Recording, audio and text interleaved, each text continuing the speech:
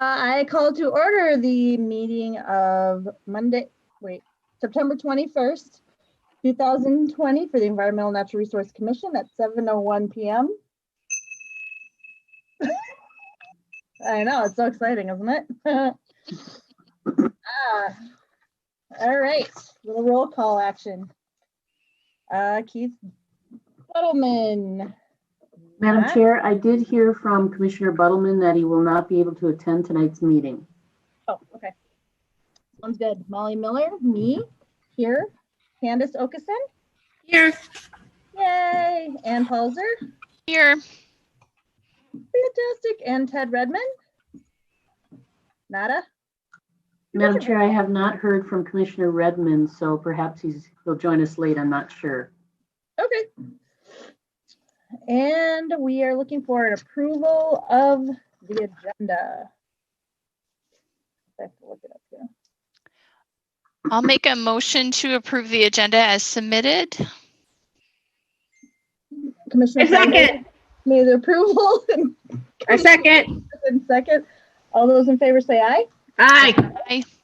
Any of those who say no way? Ted Redmond! It's here. Hi guys, sorry I'm late. Just in time for me to sharpen my pencil and say you're here. All right, we just moved and had a second to approve the agenda. All those in favor say aye. Aye. Aye. Hi. Any opposed? Agenda is approved as submitted. And the approval of minutes from August 17th, 2020. A motion to approve. I'll second. Commissioner Okeson made a motion and Palzer made a second. Is all those in favor say aye. Wow. Aye. Aye. Any opposed? All right. Approval of the minutes from, and I think you were. Exactly, I abstained just because I was absent. Okay. Commissioner Redmond abstains from that vote. And the approval, oh yeah, the minutes. And then any new business? Resolution of appreciation for Miss Hutchinson. Yay!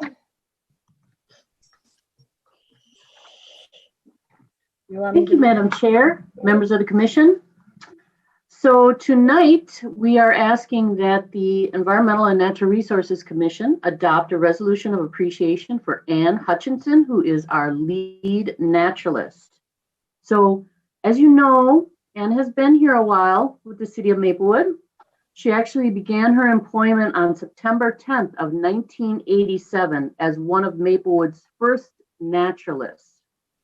Over her many years of service, Ms. Hutchinson has led the city's environmental education and the operation of the Nature Center.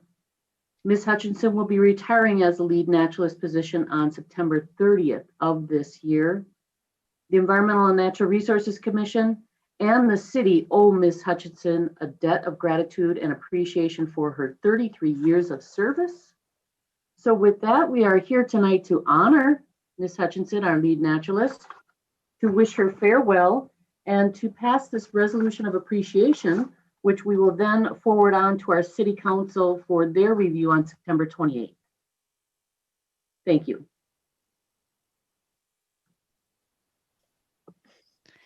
I would make a very enthusiastic motion that we approve this, and thank you for your service. I would enthusiastically second and double and ditto the thank you. So, Commissioner Palzer, motion to approve the the resolution for Ann leaving us. And Commissioner Redmond, second. All those in favor say aye. Aye. Aye. aye. Aye. If I don't, can you just not go? Because Is that how that works? I'm not sure. Any opposed?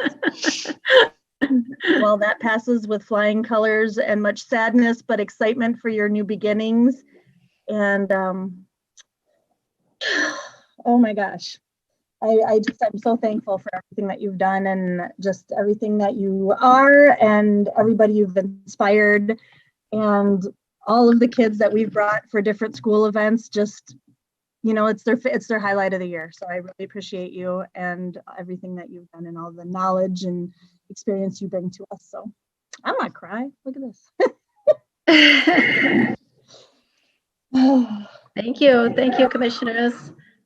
Really much appreciated. We did have a really great team at the Nature Center. So yeah, I think that that we did some great stuff over the years and hopefully made an impact for the environment and in people's lives. So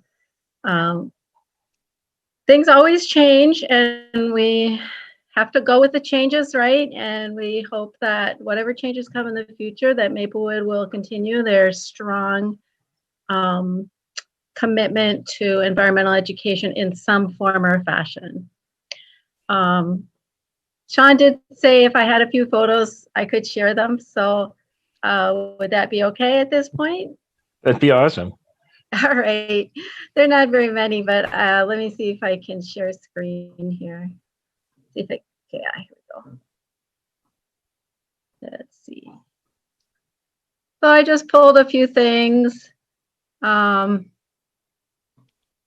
is that gonna get big? There we go. So in the 80s, and the Nature Center was actually began, was hired, Excuse me, Ann. the city hired 2 naturalists in Excuse me, 1978. Ann. They were Megan Gange and James McKee. James McKee was a half-time land manager, and he would walk around. Ann, can you hear me for a second? Sean had something to say. Oh, we see your full screen. We don't see a close-up at the pictures. So if you could like click on one of the pictures and then it will come up full screen. How about now? No. Uh-oh. You know what you might have to do is take this down, open up one picture in particular, and then share it. Okay. Let's try that again. Or perhaps when you share a screen, there might be an option to share the entire screen instead of a program. Or it'll have a whole bunch of screens and you can pick one. Yeah. Okay, we'll try that again. Let's see. Share screen. How about now? Yay! Okay. So in 87 or in 78, there was naturalists doing programming. In 79, the building was built and it looked a lot like this with brown carpet. I don't know. Do any of you remember this? Brown carpet, and they put in this kind of the 2-step amphitheater inside, and the brown. This was our live animal cages here. We had a bullfrog and a gopher snake, and I think salamanders, possibly a snake. Might not have been salamanders yet. Gee, time flies. Old-fashioned slide projector on a cart. We show slides. This is naturalist Judy Horsnell, who was hired in 1980 as a part-time naturalist, and she was worked all the way till 2001. Let's see if I can go to the next. I gotta pull my pictures over here. If I go to the next picture. So here's a little Polaroid shot of Judy, and this was our reception area when you walked into the front doors.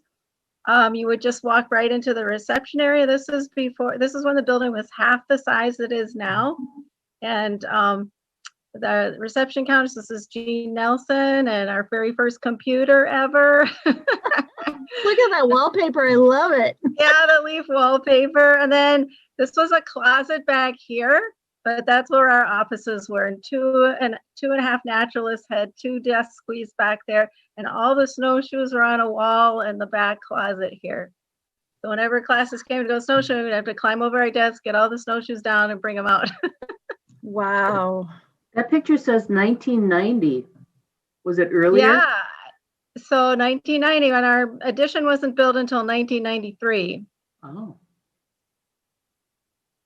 So then this is a more modern picture. We kept the stairs, but did a little remodeling for inside. Got a $75,000 grant from the Watershed District to do a kind of a water-based habitat theme at the Nature Center.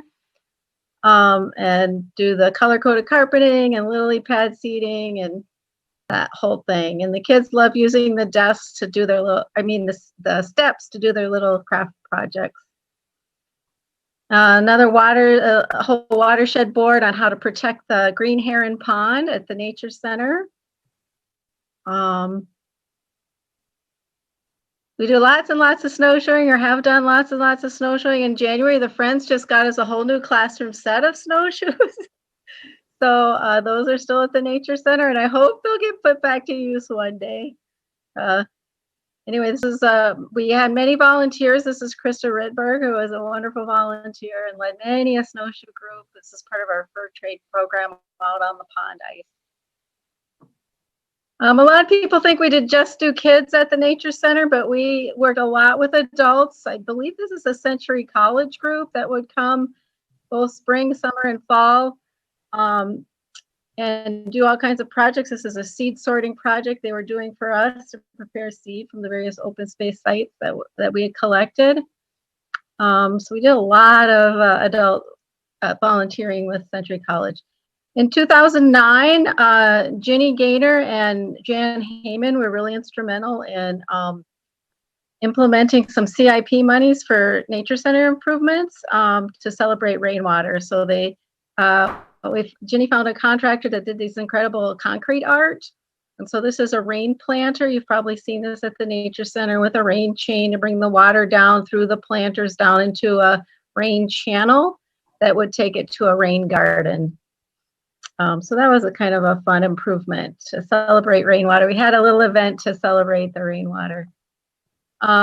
Also, the city, I was one of the first ones, I was asked by Dewey to implement a citywide rain barrel program to have low-cost rain barrels to hand out to residents. So this is not one, but I'm just showing this to talk about rain barrels. This is one that was painted by our junior volunteer kids to collect rainwater, so they made a rain barrel as well. Of course, we did a lot of programs with kids, little kids and big kids, and one favorite one is tapping for maple sap in the springtime. So kids got a little turn at the drill to hand drill a hole in the maple tree. And they got a taste of sap, which was always so amazing for them, like, oh, we can taste a sap from a tree? No way. So that was always great. Hey, Anne, that was my first interaction with you is when I worked for the Girl Scouts as one of the outdoor program coordinators, and you would put on the badge programs, but the maple syruping program was always the most popular. We always knew that when we opened the registration, a couple times a year, that those would fill up the quickest. Yeah, those are really popular. Yeah, that's nice that you remember that, Anne.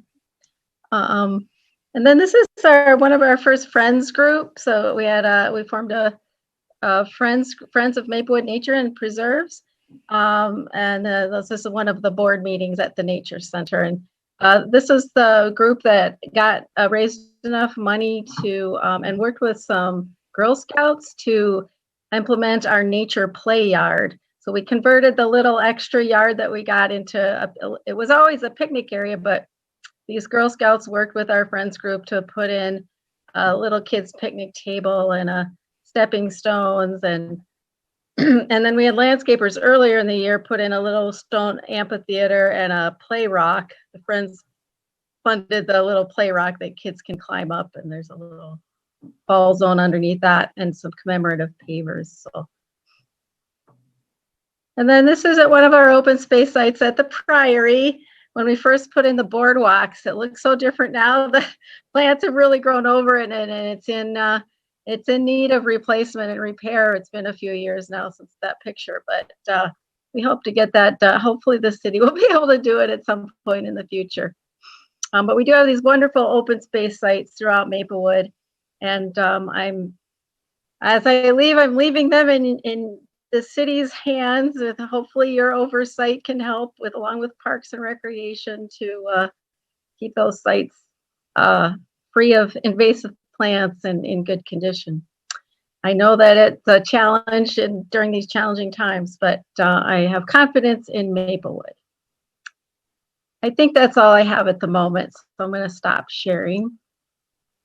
And I've enjoyed all my time at the Nature Center. It's been a wonderful job. I feel very, very fortunate to be able to have been in the position I've been in and to work with people like yourselves. So good luck in the future, and do keep in touch. I'll send out an email to folks with my private contact information. So if you want to keep in touch, I would love that, because that's one of my big fears is, oh my gosh, I'll miss all the people a lot. So. And all the people will miss you for sure. Yeah. Thank you so much. Madam Chair? Yes. If I may. Of course, I worked closely with Ann on many projects. And I've mentioned this before, I grew up in Maplewood, so I benefited from Ann's work and the Nature Center and all the support the Maplewood City Council put into that. So I benefited from that as a child. And then back in 2007, when they created this environmental planner position, and of course I had worked for the city prior to that as an urban planner, but they created this position mainly to look at the environmental policy and how we could move that needle forward for the city of Maplewood. And ever since then, of course, it's been our Nature Center, the naturalists, and our natural resource coordinator that have assisted, well, along with all our other great employees. But it created what we called this three-legged step stool, our environmental three-legged step stool. And so we had the environmental policy, the environmental education, and the natural resource coordinator or coordination. And it really made for a great team. And I think over the last 12 years, we were successful at moving a lot of initiatives forward because we did have all that support and worked great with each other.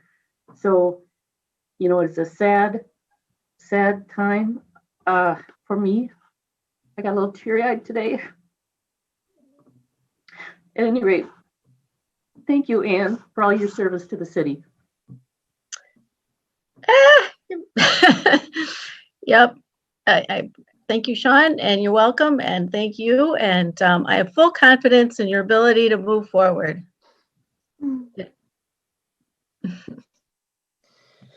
Oh. Well, I'm just so appreciative because when we brought the student council from Edgerton a number of years in a row, the one when I finally got to come, they were so moved that they wanted to start doing the announcements, and so they set it all up and got their video stuff all set up at the school and started reading the announcements. And we didn't get too far with that, but it really sparked that interest and that love and that protection of environment. And we started so many things at our school because of that one trip. And nice. All of the things that you had and Oakley came, I think she was there for a little bit, and we walked around with a whole bunch of groups, and then some came back with us later, and that's all they talked about the next year is that's what they wanted to do. But we had COVID and some other issues, right? Yeah. But you really did spark that kind of being able to see environment undeveloped as a resource for these kids, because we started doing forest breathing in our courtyard. And I know that you guys were instrumental in like helping with some of the bird areas at Edgerton, planting some of the trees that would attract some birds, and with some of the teachers. And we started our garden program mostly because we saw how much it helped the kids we were working with their behavior regulation and their calm and meditative areas. And yeah, getting outside is so important, really important for kids. And Edgerton 6th grade just last spring was planting those beautiful pollinator strips up at the community garden. I was weeding in them up there this year, and they've just grown spectacularly. And that was thanks a lot to Oakley Bee Science, who planned and prepped that whole garden planting. She did an excellent job. And I just heard from her, and she's greatly missing her job at Maplewood, but she is loving the kids. She got a job as a middle school teacher at Washington Magnet. So kudos to Oakley Bee Science. I do know the community gardeners miss her, and as do we all. Yep. And Carol Gurnis was a big part of the team, and Karen Wackel was our office specialist. And they all put their heart and soul into the Nature Center, and we all have hope for the future, and hopefully in a non-pandemic year, things will be able to bounce back. So we'll just keep that hope in front of us and our vision, and hang in there, everybody. I know it's hard. Part of me is grateful not to have to worry about the pandemic anymore, but yeah, it's difficult for the people who are remaining, and you just have to hang in there and hope for the best. Yeah. Well, thank you so much. We all appreciate you, and the things that you've taught are being carried on. Actually, 4 of the kids that came with us when I came out to the Nature Center for our student council are the ones who did the 10 new gardens at Edgerton. Excellent. Yeah, and they're Nice. actually going into high school now. They were 8th graders turning into 9th graders. So get them on here. Yeah. And I got to tell you, all of them are boys that did that. They did all the gardening, and they harvested food for their families all summer. So excellent. Yep. That's excellent. So thank you so much. We appreciate you. That we could not say enough. We could not. I mean, the piece of paper is not enough to tell you how much you meant to us and your meaning to us. And hopefully you enjoy your retirement and get to do some things that you would like to do as well. Yep, I hope to. Thank you very much, Molly. Appreciate all that you guys do too. You guys do an amazing job for the environment. So keep up the good work. Thank you for having me. I really appreciate it. Thank you, Anne. Yeah, thank you. Anytime. Come on back. Tell us what you're up to. All right, sounds good. Best of luck in the future, everybody. Thank you. And I don't want to move on, but we will. We'd love to just have Ann Hutchinson hour. Would be amazing, but yeah, okay. That might get a little boring. Okay. 5B, Environmental and Natural Resource Commission Communications. I believe this. Thank you, Madam Chair. I'll just introduce Joe Sheeran. He is our communications manager with the city. So we thought it'd be a great opportunity now that things have kind of shifted here in Maplewood, as we just heard, on how our Environmental Commission can get more involved in our communications. So I'll turn it to you, Joe. Thank you. Thank you very much, Madam Chair and committee. First of all, Ann, thank you very much for the 3 years that we worked together. You were awesome. You're still in the line. Good to see you there. You were fun to work with. You were great on camera. You really helped bring that message home for people.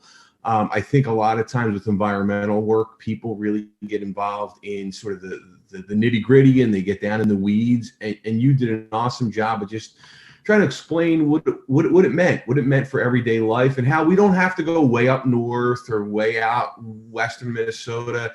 There's nature in our backyard. And I think for a lot of the people who live in a city, as a kid who grew up in the city of Philadelphia and who could cut his grass with a pair of scissors, just understanding how, waterways and plant life and animal life, even though we're not way out in nature, they really have a really strong impact on how we live and what we can do to preserve, even in an urban area, the small amount of nature we have. So congratulations on 33 terrific years, and I wish you the best in retirement.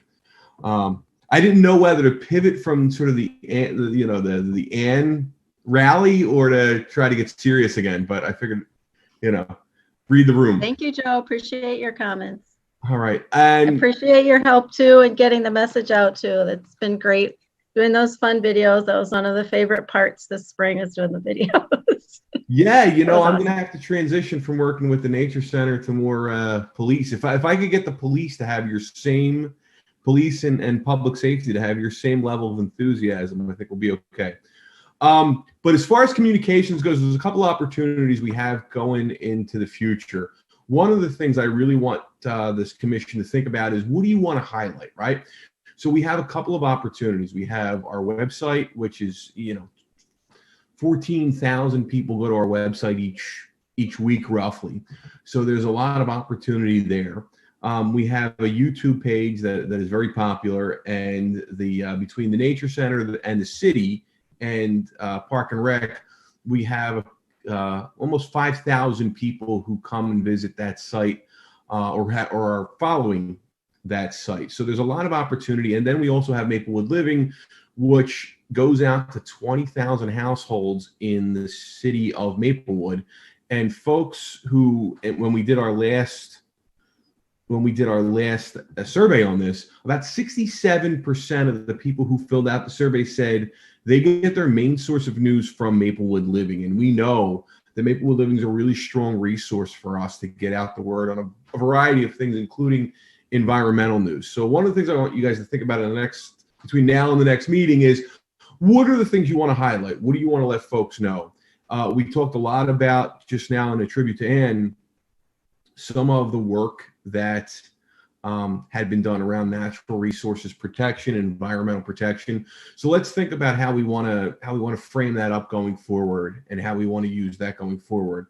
The other thing that I think we really need to highlight is, we're wrapping up our work on the climate adaptation plan. And I think over the next couple of months, we need to do a series of both. We need to hit people in a lot of different places. We need to do a series of both videos, which I'd like to do, website features, and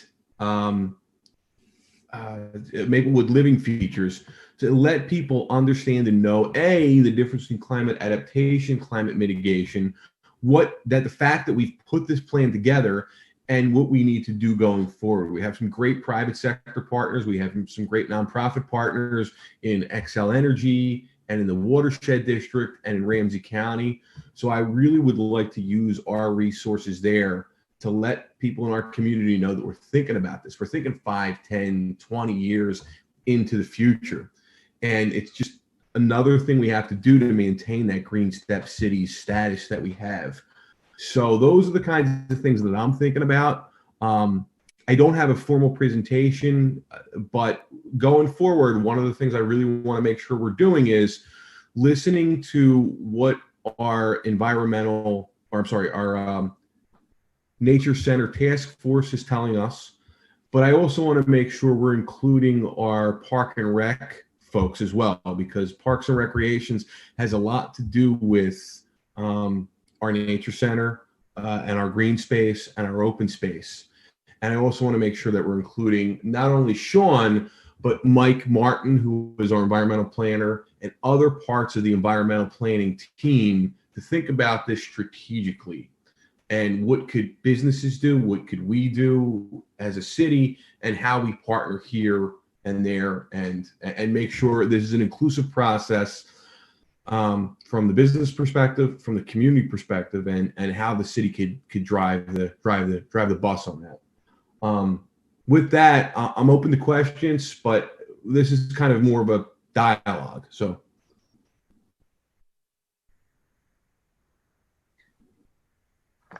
Madam Chair, Okay. if I could add a few items. So for many years, well, number one, the Environmental and Natural Resources Commission ordinance does outline one of the duties and responsibilities to include development of educational programs and materials that foster the mission of the commission. And then, of course, to actively participate in and support the mission and goals of the Maplewood Nature Center and neighborhood preserves by promoting environmental awareness through educational programs, communication, and co-sponsored activities. So each year, our Environmental Commission has lofty goals on environmental education, and we are able to do some of that with the commission, mainly at our events like Waterfest, National Night Out, things like that. And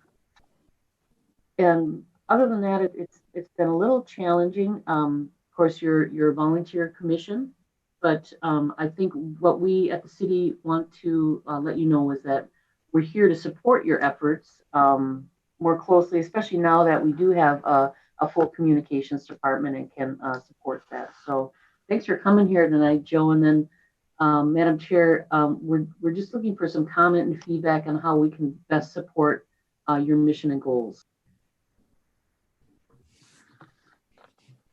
Thank you, Sean. Is there anybody who has any ideas right off the bat? I've got some written down, but I'd like to open up the floor a little bit. Oh, you can talk. Commissioner Palzer. I maybe just have more of a comment. It was really helpful, Joe. Thank you for sharing the information about number of visitors to the website, kind of the platforms that you're finding to be effective as far as YouTube and Facebook, and then the Maplewood Living. That was really interesting to find out. I know that I read it each month, but I never know whether to gauge my actions as typical, or if that's what others are doing as well. So really good to know what the platforms are and what's effective at reaching people, so that we can then, take that next step of developing information tailored to those platforms. I think that's just really helpful for us to know, having been on the commission for a few years, as we go through and set those goals. And environmental education is always one of those. And we kind of talk about some programs and initiatives we have, but I think we've never been entirely confident that what we put out there is going to be read or seen. So really good partnership to have, I think, with the communications department. Looking forward to that. I think you'll have some, the content is there, and we can provide some ideas and participate in that. But really good to have professionals to kind of tailor the message and get it where it needs to be. So excited about that. Thank you. I can tell you that if you think you've said it enough, you're just really started to crack the surface. So the reason why right now it's election season, you're probably sick of the flyers that are coming in your mail. You really have to say things, especially because we're not only competing against a lot of different things. We're blessed because we have Facebook, we have Twitter, we have ways to get into people's homes and into their inboxes without actually having to mail them anything, or without having to get it on the mainstream news. But also you have a lot of competition in those surfaces. So I'm glad you read the magazine, but saying it over and over and over and over again is really, really important. And I think for environmental issues, it's not top of mind for folks. It's not on the radar. And I think just approaching this at a very base level, which is frustrating, especially for me, because I've been working on this for 15 years now. But I think I talk to people informally. I mean, there's a lot of people who I would consider environmentally friendly, and they don't compost. They don't do the basics, and they barely recycle. And so it's like, all right, come on. So the more you could say it, the more you could repeat it, the more you could put it in practice is helpful. One of the things that I just got done reading this book, and it says the way to anything successful is over communicate. So I totally am hearing you on that. I wanted to kind of throw this out there because it is something that, as Joe had mentioned, is all in our mailboxes and everything. I know we technically can't get political, but supporting people who are environmental or support environmental policy, is that something we're able to do? Or at least bring up here's where they stand on environmental issues? I think you have to be really careful about that. What I would suggest is, here is best practices. And I wouldn't say about anything about policy or I wouldn't say anything about individuals or their individual stance, but I would say, as an environmental commission, as a one of 12 Green Step cities who've reached the highest level of Green Step cities, here's what we say are best practices, and here's what we think as not only a commission but as a city, here are the steps that need to be taken to advance this. And I think when it comes, because I think what happens is, as a city who has who is seen as sort of an independent arbiter on this one, wading into an individual campaign is tricky. But if you say, here's what we see as sound environmental practice, Mhm. You are setting yourselves up to be, we're setting ourselves up to be the thought leader on good environmental practice. And, you know, you let people make their own conclusions about if the candidate or if a, you know, if a policy group lines up with that. Okay. Yeah, we have to be careful. No, because, I know. you know, because last 2 weeks ago, we helped broadcast the League of Women Voters Forum, right? So we were a broadcast partner. I could not get involved in anything other than I hit play, I put the cameras in the right spot, and we give everybody the, you know, so we have to be really careful about that. Okay. Okay. Which I'm a member of that as well. So can we do anything about, I'm trying to, okay, here's the main avenue I was headed in the first place, was because everyone's been stuck inside with COVID, using nature as mental health space, and maybe coming up with, like, you know, send us your videos or your pictures of you not being one with nature, but you know what I mean, like using, that is wholly appropriate. What happened was when COVID first started, and Emily, who I'm sad to see leave too, Emily and I and Kevin Schmitz and the rest of the crew, we started to figure out, and Park and Rec and Neil and Audra and Park and Rec started to look at how can we get people outside, how can we do our programming outside. And one of the pieces that Emily had came up with is, look, you're quarantined and you have to socially distance. We're better to socially distance in one of our 19 prairies. So I don't know if you saw that series of videos, but Emily did an excellent job of walking folks through the prairie, you know, the preserves. I keep calling them prairies, the preserves that we have. We have 19 preserves in Maplewood, and she did an excellent job of a couple of weeks went by, and she featured 3 or 4 different preserves that people could go and walk and get outside and be socially distant in nature. So kudos to her and the Park and Recreation staff for putting that together. Because I feel like in the time where we sort of have captive audience, I feel like if we bring it to the forefront of, you know, I know that since all of us are environmental, we probably have all heard the whole process of you get introduced to it, you experience it, you start to feel like you own it, and then you protect it. And so I want to make sure that since this is a time where the only thing that is opening its arms to everybody is outside. And I will tell you some of those, and I don't know if it was because parents were looking for ways to educate their kids when they were homeschooling, but during March and April of last year, some of our most popular videos were those videos.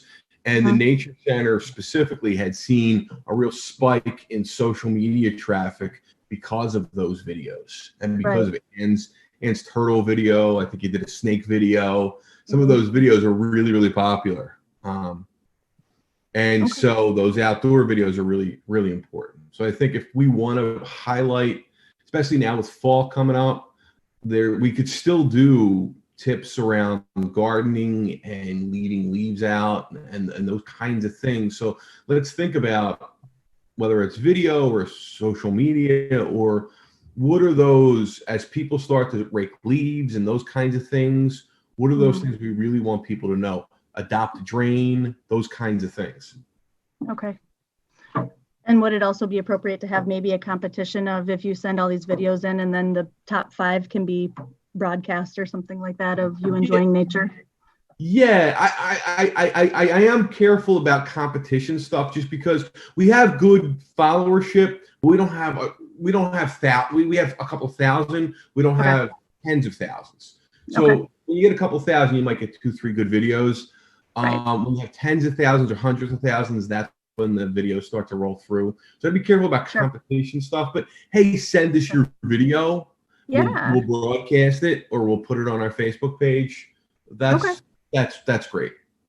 Okay, because I just, so I mean, I'm a behavior staff at the middle school, and because I use nature as a regulating tool, I just thought that the kids would really love that, because I have pictures of them from the garden in a box and, you know, getting their hands dirty and finding frogs and all that kind of stuff. So cool.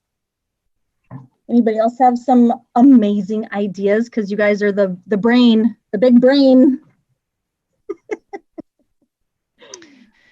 I was just thinking that maybe highlighting some businesses that we've worked with, thinking back to the Energize Maplewood program, for example, and some of the businesses that have implemented energy savings or added solar panels, things like that, to highlight local businesses that are doing great things for the environment. I think there's kind of a good benefit to that, just more exposure for those businesses that have been doing great things, and educational for folks too. So we can work something in with some of those business owners. That would be great. Yeah, and I mean, as you know from the past, we had highlighted a couple of different businesses for our award ceremonies about stuff they had done. We did Ted's business. We also did the cemetery. But if there are other businesses in town, I will tell you one of the goals as the communications manager, I oversee a couple of folks in our communications department. And one of the goals I do have as a communications department is to make sure we highlight more people, just regular, everyday Maplewood people and Maplewood businesses. So we really are looking for Maplewood businesses. So if there are Maplewood businesses who have done a good job when it comes to environmental and natural resource preservation, I would love to go out and highlight them. There are. I love that idea about the energy and solar panels are so visible. They're a good visual. And I know there's a preschool on McKnight and Larpenteur that has solar panels. And I've seen a nice garden, native plant garden there. So I think there are businesses that you could highlight for sure. Yeah. Energize Maplewood is awesome. I'd really love to talk to, as somebody who lived in Minneapolis for 10 years and then St. Paul for 2, I'm so used to seeing businesses that have compostable bins and recycling bins. It would be really nice to kind of see a business that also does some of that stuff in our neck of the woods, whether it's a compostable bin or recyclable bin or those kinds of things. So and obviously the thing with solar is there's sometimes there's a cost. It's, are you physically in the right position to take advantage of solar? But yeah, I'm kind of leaning on you.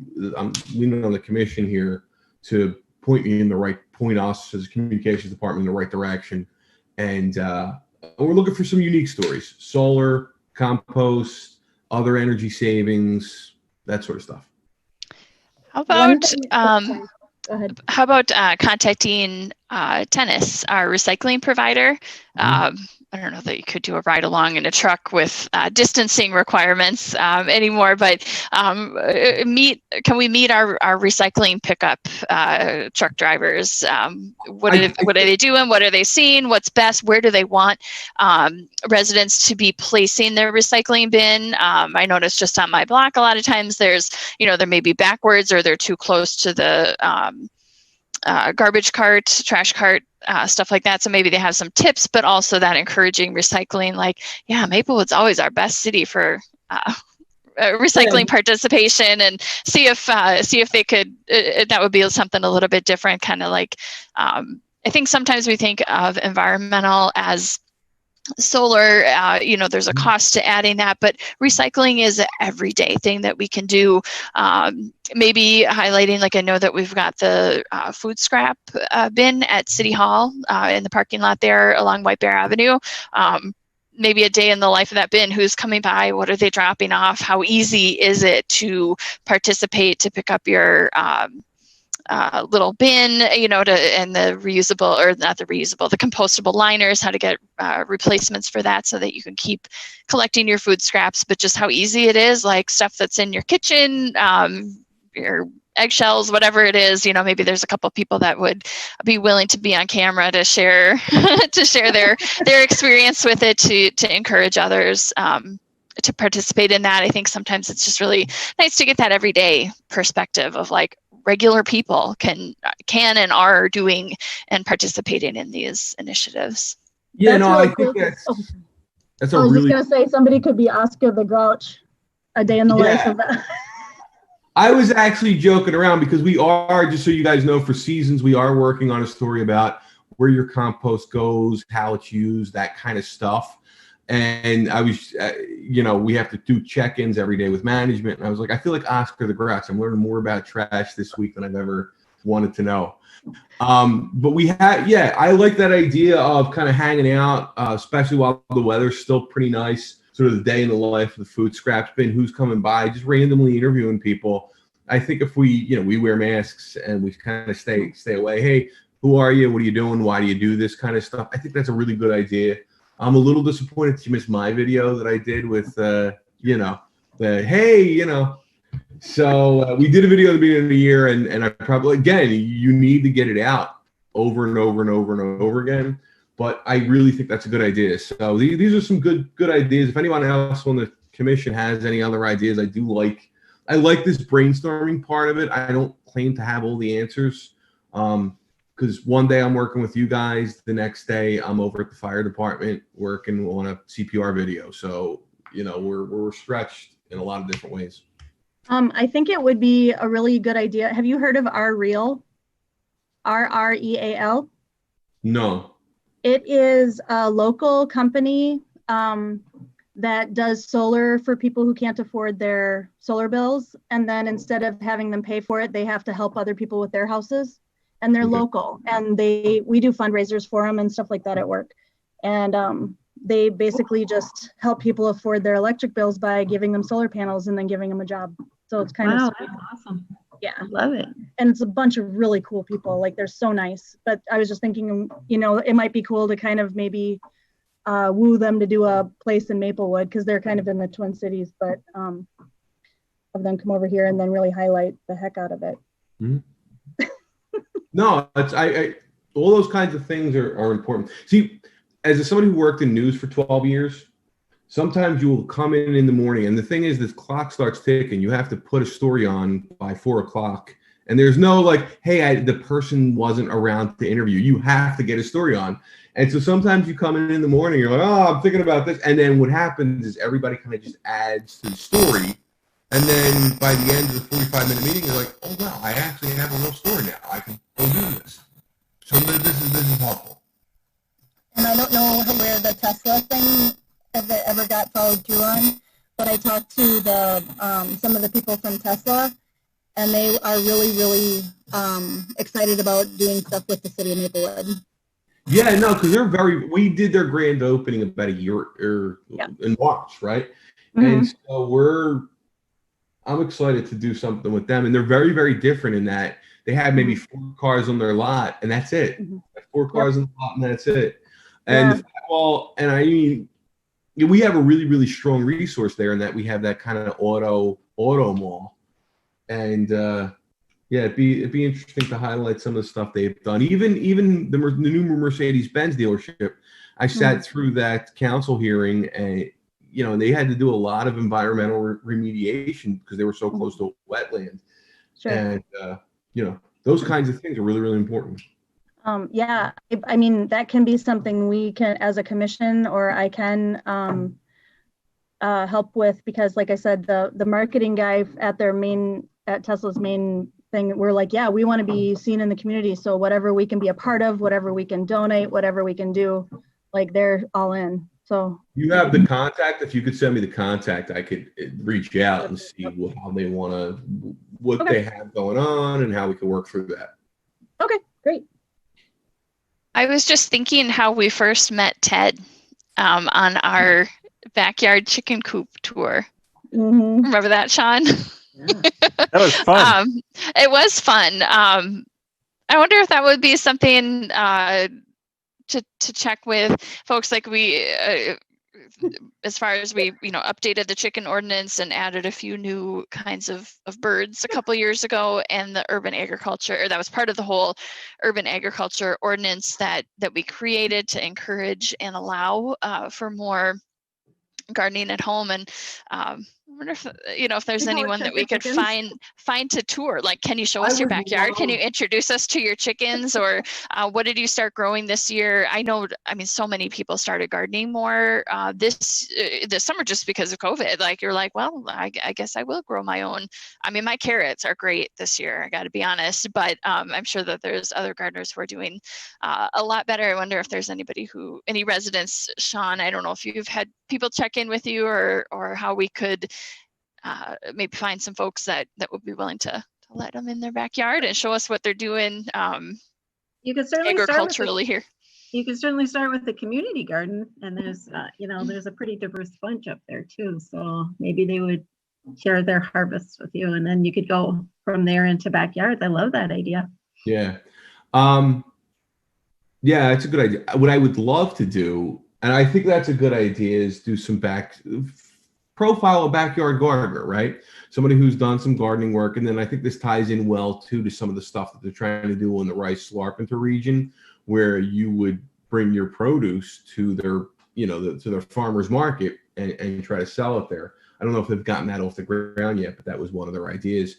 The other thing I'd really like to do is to see who's filed for goat permit to eradicate buckthorn, and profile the goat herder, basically. Is it a goat? Is it a goat permit? Yeah. It's called, the company that does it is called the Munch Bunch, I think. Okay. Well, and I just promoted them when I went to the Purina Horse and Hound place over here, because somebody came in to get poison for the buckthorn. I'm like, wait. Yeah. Try goats. Try goats. Yeah. She's like, really? I could have goats and they'd eat it? And I'm like, oh yeah. Gotcha. So these are some really good ideas. Ted, we should probably connect later on when we're getting close to the releasing the climate adaptation study and recommendations. But you've given us some good ideas, and with the weather, hopefully the weather holds out a couple of more weeks and we could get some of this stuff done, because it would be really, really nice. We think of harvest season as Minnesotans, as Midwesterners, being sort of October, and you think of, what do you think of? You think of the guy going through, or the family going through, cutting down rows and rows and rows of corn.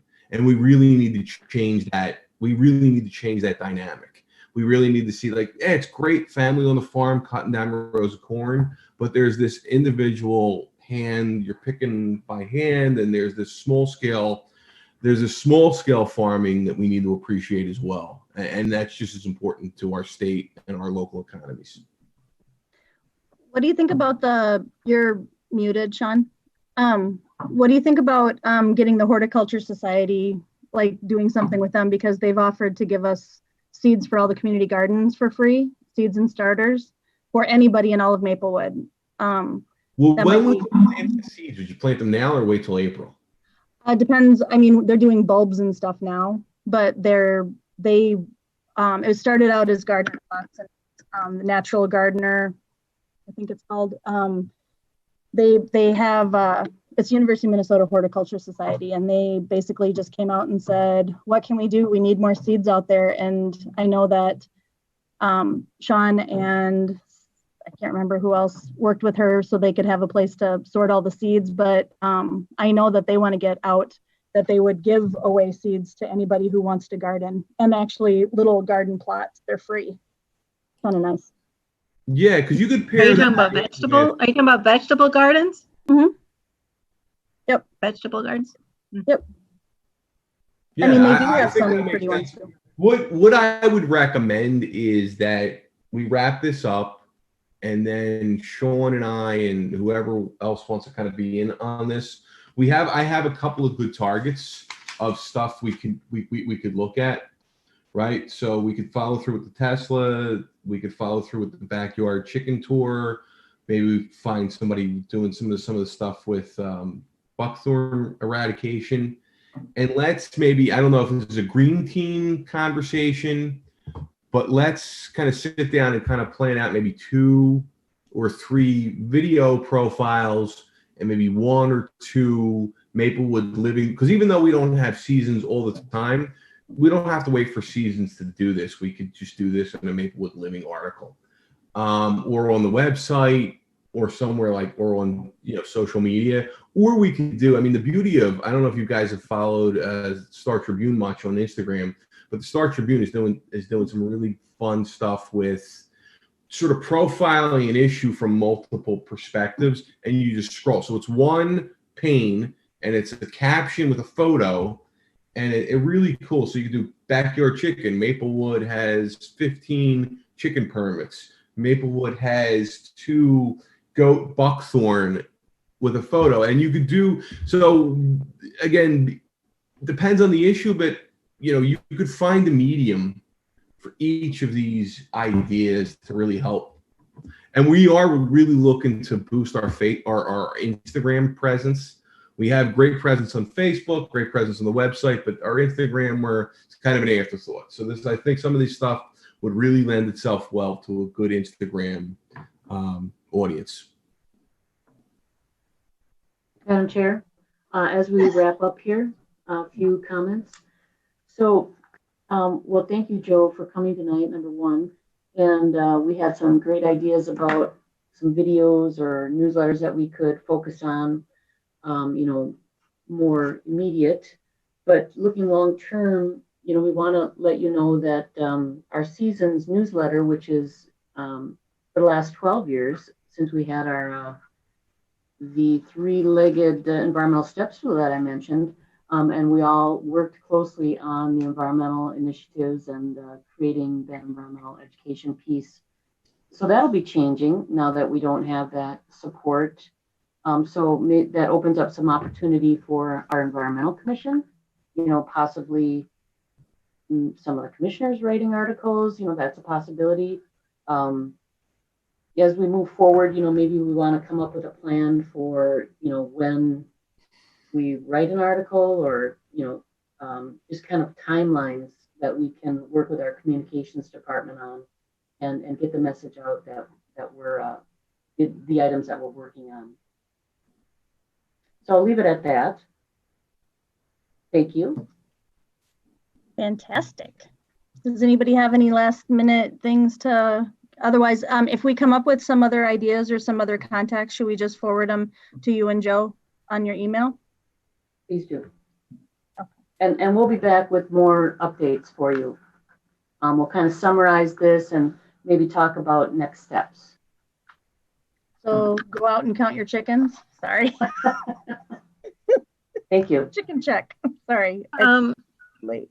Madam Chair, this is not on your agenda, but I did forget one thing to mention that's upcoming. Could I say that now? Yes, absolutely. You were speaking of buckthorn, and I just wanted to remind all the commissioners that the city is still doing the citywide buckthorn removal. So people can, if they can get together with their neighbors and get a pickup load of buckthorn removed, and they can stack it out by the end of their driveways. And you do need to register for the program, and that's on the buckthorn webpage. And I think the pickup date is, oh dear. I think you have to have it out by October 23rd. But check that buckthorn webpage, and we're hoping everyone will do their part to take a bite out of buckthorn. That's awesome. Can we, you think it's October 23rd, you said? Okay. Oh, thank you. Oh, that's awesome. I think we can probably put something out there about that. Looks like next is the Mississippi River Corridor Critical Area Ordinance. Thank you, Madam Chair, and thank you, Ann, for that reminder. It's pretty telling that you're staying on the meeting and you're teaching us about the environment until the end. You just can't help yourself. All right, moving on. Thank you, Madam Chair and members of the Commission. So our last item on our agenda, besides a few staff updates, is to review and discuss the Mississippi River Corridor Critical Area, or MRCCA. So in regard to that, the MRCCA program is a joint regional local program that provides coordinated land planning and zoning regulations for the 72-mile stretch of the Mississippi River through the 7-county metropolitan area, covering 54,000 acres of land in the 30 jurisdictions. And I'm going to share my screen here with you, and I'm going to show you that expansive area.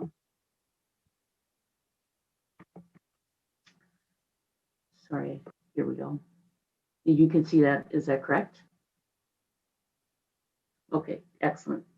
So you can see the MRCCA extending from the St. Croix River, well, a little bit south of that, all the way up to Dayton and Ramsey.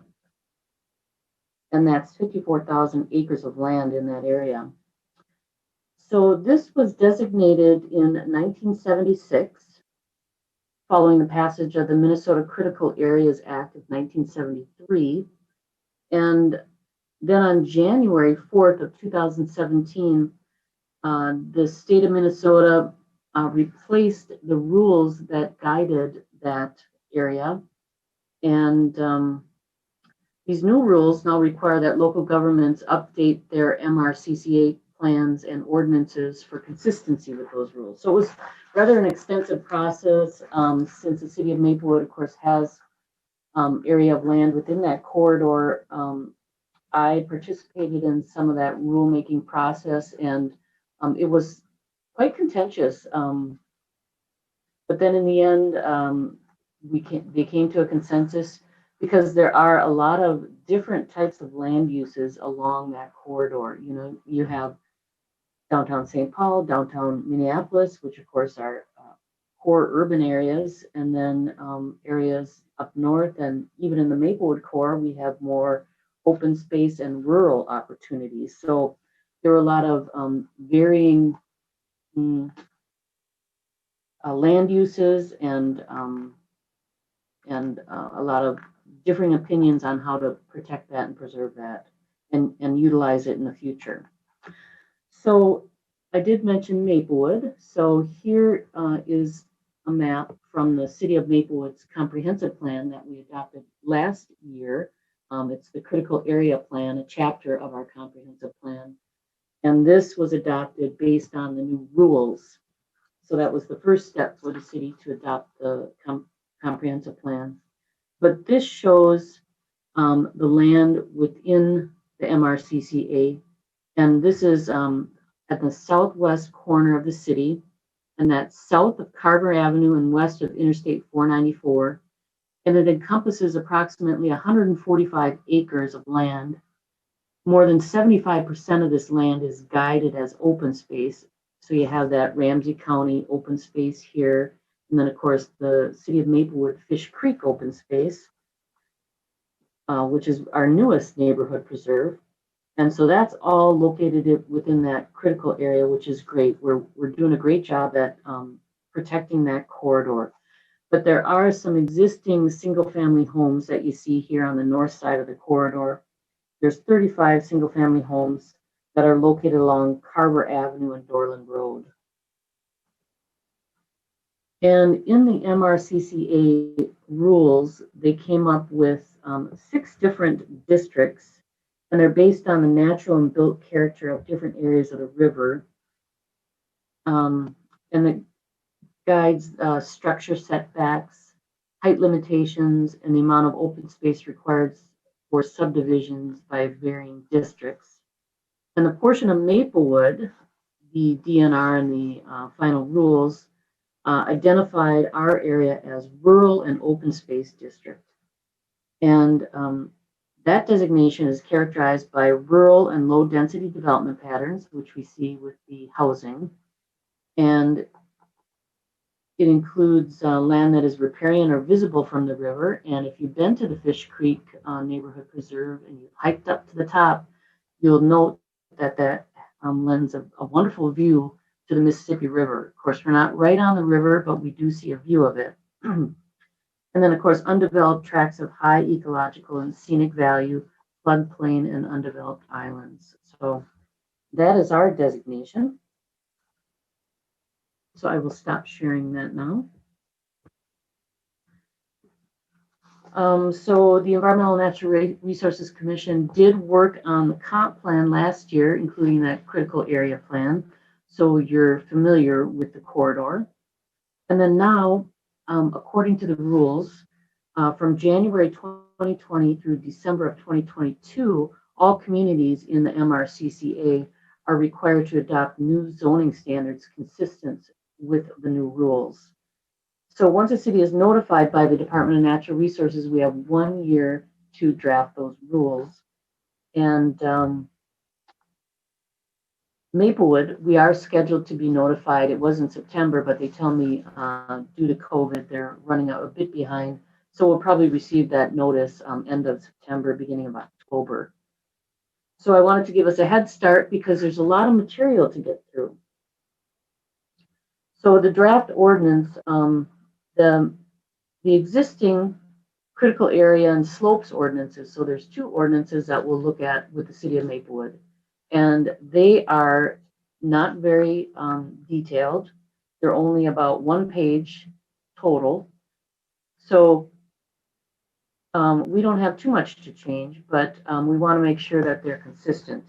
So the new rules outline regulations for development and vegetative management along the Mississippi River and the slopes adjacent to the river. And a slope is defined as any land within the corridor with an 18% elevation or slope. So that's what a bluff is considered, excuse me. And then Maplewood's land area within that corridor does include those slopes or some bluff land because of the 18%, but no river access, of course. So the updates that the city of Maplewood will make will deal mainly with setbacks to a bluff, vegetative management along the slopes or bluff, and the non-conforming uses, because I believe there are a few of those single-family homes that may have been constructed closer to a slope than the new rules require. And then also clarifications on some of the definitions. So it won't be too much work, but there's a lot of background material, so I wanted to give us a head start. One area that I know will have to change is the setback to the slope. Right now, the city requires a 40-foot setback from a slope. So if your house is adjacent along decline, you know, and you have a view of the Mississippi River, and you were built 40 feet to that slope, now the new regulation is 100 feet. So there's a few out there that would probably be considered non-conforming. And the new rules do go into detail on the non-conforming, pre-existing non-conforming uses, that they just can't expand further or closer to the slope. So if they wanted to build an addition to the side, but it didn't get closer to the slope, they could do that with this non-conforming portion of the rules. So I've left you with a lot of material. I've included in your packet the DNR's guide for local governments on updating the zoning. And then I included a couple links for you, which include the City of Maplewood's ordinance, our current ordinance, and then the model ordinance. So during your next meeting, I will have gone through our ordinance and prepared some suggested changes, and we'll have something to work off of there. But tonight, I just wanted to get your comments and feedback on this requirement, and again, bring more information back to you in October. Thank you.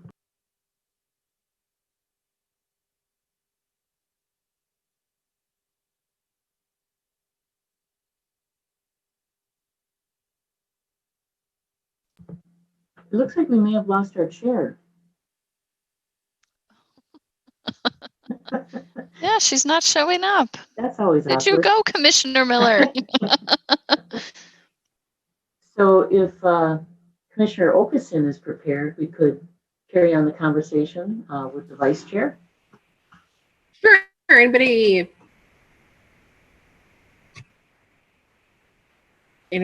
want to discuss anything?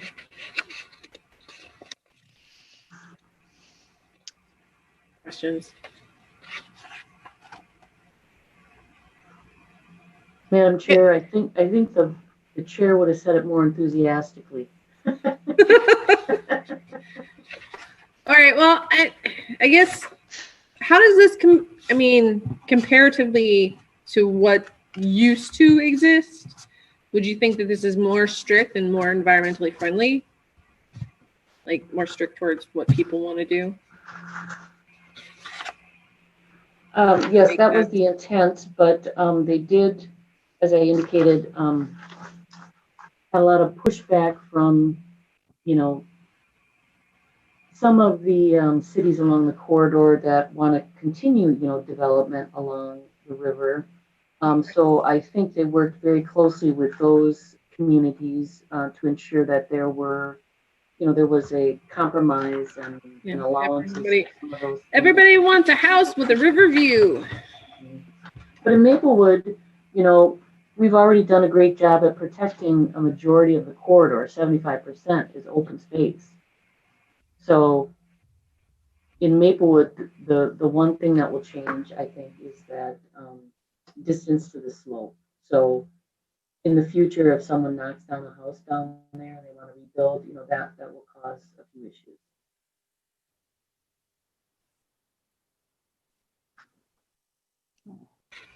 Our chair is back now. I don't have to be in charge anymore. You've done a great job. Thank you. Thank you. Sorry, I think puppy plus internet wires is not a good combination. Madam Chair, so we were just, I went over all the background material and indicating that I'd bring back more information in October, something for you to respond to, a comparison of our code with the new code. But since there was so much material and we had a slower agenda tonight, I wanted to bring the material before you and see if you had any questions prior to next meeting. I guess maybe a question from my end would be, just since there are so many other cities that will be impacted by this that are also going to be updating. I know in past cases like this, like the watershed district, for example, or the county, maybe would have some input as far and recommendations as far as what the ordinance updates should be. Some different partner organizations like that. I don't know if that's the case here, but I would guess that there's a number of other cities that are going to be reviewing this that may be in similar situations to us. So maybe there's some ability to crowdsource or kind of see what others are doing in the process here. I think collaborating with them would make sense because it's something that runs through all of our cities. And if we each did something different and they don't make sense next to each other or together, there's no flow. It doesn't matter what our intentions are. They kind of need to overlap. That's a good point, Commissioner Pelzer. And then just as a side comment, this will be interesting, thinking of our previous commission members who have been really good at our ordinance proofreading and language. This will be when we miss Thompson and Dale Tripler. So I don't know if we can loop them in for some proofreading, when we get to that point. But maybe we'll all have to step up our game on proofreading, editing skills. Is there an overreaching or an umbrella entity that's looking over everything? Like we were kind of talking about, is there some sort of collaboration, like for the Met Council for all of that stuff, or? Well, it's the DNR, right, is the primary here. It is. Okay. Sorry, I missed that part. And I think they would be happy to come in and speak to us if that's something you're interested in.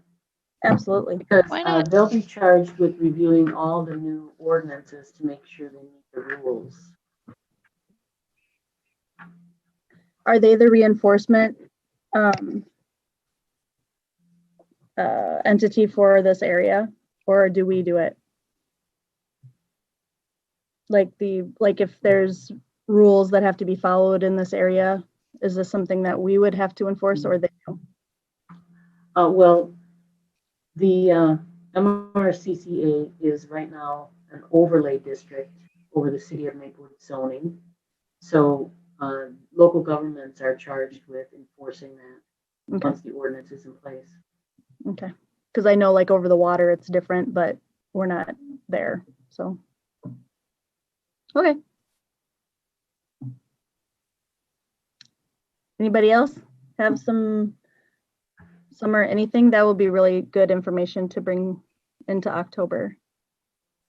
I'm sorry I cut out. The city went through this process with the shoreland ordinance. I wasn't in this position, so I'm not sure how that went, but once the state updates its rules, cities with shoreland within their boundaries, which is in land within 1,000 feet of a public water. Right. And of course, we have our shoreland overlay district, and we have that ordinance that regulates that. Okay. And I might add that when I first came on as environmental planner and started working with the Environmental Commission, one of our first charges was really digging into our environmental ordinances and making sure they were up to date. And we did that with our tree ordinance, with our wetland ordinance. Of course, we touched on urban agriculture, and there are several others that we updated. But it's been this MRCCA and the slopes, which is the only one that we have not updated as a commission. So this is well overdue. Okay, that sounds good. Did you say you were going to get us for October what's standing right now? Yeah, so I'll review our ordinance and then point out the areas that would need to be changed. And I think we also need some additional language. Ours is really brief. Okay. We want to make sure we have a good goals section to ensure our intent, which is to preserve that rural and open space in that area. Okay. Is there any more discussion? Or are we gonna? All right. Thank you, Sean. I appreciate this information that you're putting together. I don't know how you do it every time. It's always well thought out and organized and gives us everything we need to know. And you're just ready to do more. You're amazing. At the edge of your seat, humping at the bit, I can tell. So any unfinished business? None. Visitor presentations, we sort of kind of had that already. And do you want anything else? Any more? No. Any commissioner presentations that hadn't been brought about? And staff presentations. Tom, it's all you. Thank you, Madam Chair. So I wanted to update you that Maplewood will be holding its fall cleanup campaign again this year, and that is the reduced price bulky item collection by our contracted trash hauler, Republic Services. And back when we started our organized collection back in 2012, we used to have 2 cleanup events at Aldridge Arena where the residents would physically bring their items to Aldridge Arena. And that got to be a lot of work. So we organized the collection and we came up with this new process which allows people to put it out at the curb. Of course, Republic Services offers curbside collection year-round, but it's a reduced price during the month of October. And then we also like to use that as a kind of catalyst to do some education and outreach on solid waste and how people can reuse, reduce, and recycle the items. So this last couple of weeks I've been working with Ann Hutchinson, as well as Emily Dunlap, who was our forester and, natural resource coordinator. And you heard our communications manager, Joe Sheeran, say that Emily has moved on. So for your information, she has taken another position. So we will miss her as well. But we're working on the seasons, which is the environmental newsletter, and that'll come out in October, and it will spotlight this fall cleanup campaign. And the weeks of that will run from October 5th through the end, October 30th, so 4 weeks in October. And residents can call to schedule their bulky item collection through Republic Services at that reduced rate. And then one thing that I did hear when we had to cancel our spring cleanup due to COVID-19 concerns was a lot of people were wondering what to do with their shredding. So for the first time, we will be holding a shredding event, which is our next item here on the staff information. And that'll be October 10th from 9 until noon. It's a free event for Maplewood residents.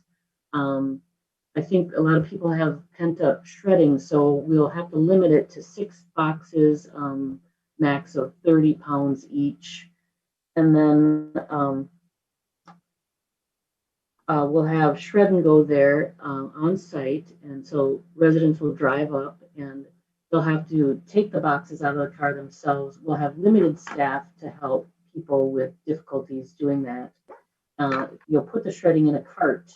And then once that 95-gallon cart is full, the Shred and Go driver will pull it back to the truck, and then you can see the documents get shredded right there on site. So it's all very confidential in nature, and that's free to Maplewood residents. So that's October 10th, 9 to noon at the Maplewood Public Works Building, which is 1902 County Road B. The fourth item is an update on the Environmental and Natural Resources Commission vacancies. We have 2 vacancies on our commission, and I wanted to let you know that the City Council will be conducting interviews for the applicants that have submitted their interest, and that'll be next Monday, September 28th. So we hope to have a new commissioner on board by our October meeting. How many people have applied? I'm sorry, I forgot to check on that, but you may recall we discussed it at our last meeting, and I had heard several, so I'm not sure what that means, several. So I apologize, I should have checked on that. And then if you're interested, that will be public information once the packet is released, which will be Wednesday of this week. So you'll get to see who actually applied. And they're doing their interviews during the workshop, which is, I think, the first workshop they're holding now since the shutdowns. So they'll have those interviews at 6 p.m. on the 28th, and then they'll actually appoint the commissioners during the regular meeting, which is at 7. Or maybe the workshop's at 5:30, something like that. Okay. And then update on Nature Center Task Force. I do know that the task force convened, and the first meeting was on September 17th, so last week. And I checked the agenda, and it looks like they were discussing the roles and the budget. And I do know that, of course, Commissioner Okeson is your representative. And if Commissioner Okeson feels comfortable, maybe you could give the commission a brief update on the meeting. Yeah, there's a lot of talk about the budget. There's a lot of really good people in the task force. Like there's a 3M environmental lawyer, and I don't know, just the people on there were just made me go, wow, yeah, I'm really underqualified compared to everybody else here. But yeah, no, it was really good talk.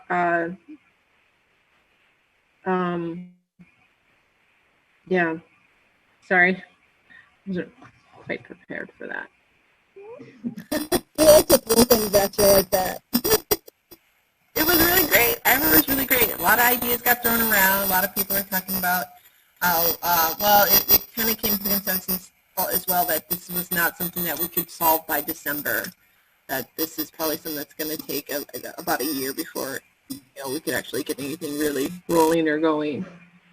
So, but yeah, there was a lot of discussion about the budget. Is there a next meeting date? The next meeting date, I'd have to open up my email. I think it's on my calendar. Yeah, they sent us. See, the next one is on the 1st of October. And then we have one on the 22nd of October, the 5th of November, and the 19th of November, and the 3rd of December.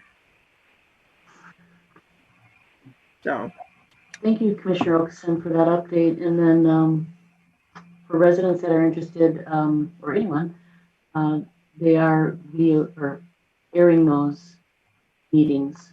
If you go on the City of Maplewood's website and just look up Nature Center Task Force, you'll find that information.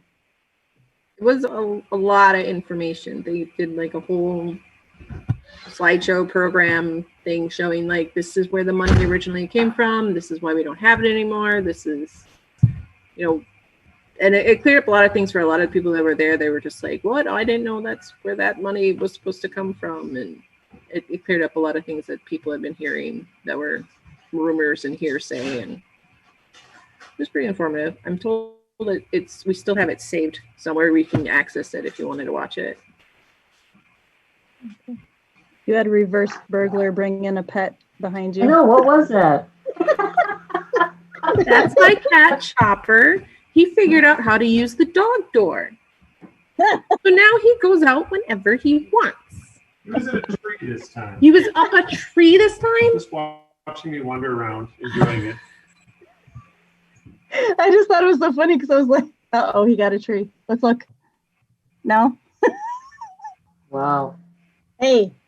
We have a 6-foot fence, and I have lined the bottom of the fence with like leftover, what is that called from the railroad tracks? The ties?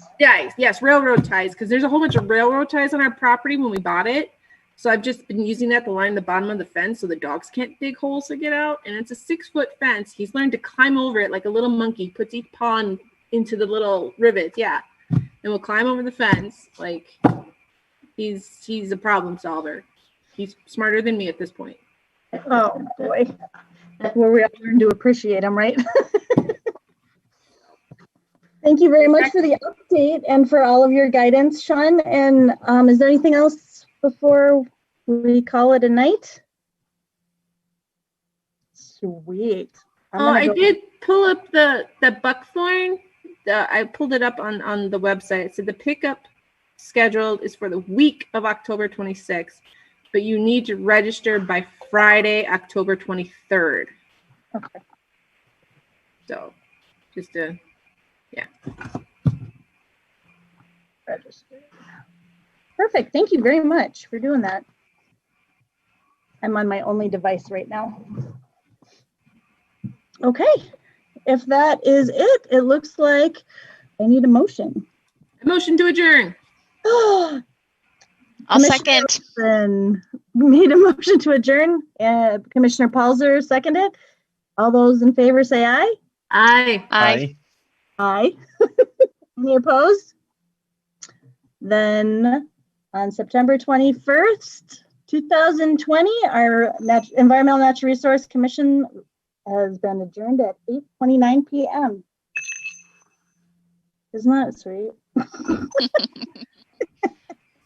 Thank you, everyone. Very nice. Thank you. Thanks. Have a Thanks, good Sean. night. Night. Bye. Thanks.